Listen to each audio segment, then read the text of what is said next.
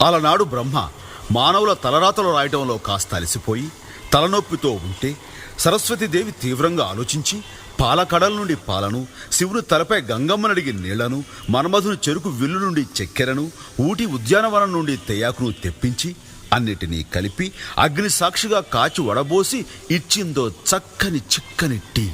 అది తాగిన బ్రహ్మ ఆనాటి నుండి ఈనాటి దాకా రెస్టు లేకుండా సృష్టి కొనసాగిస్తూనే ఉన్నాడు. అంత మహత్తున ఈ టీకి మరో పేరే ఛాయ్ మేరా భాయ్.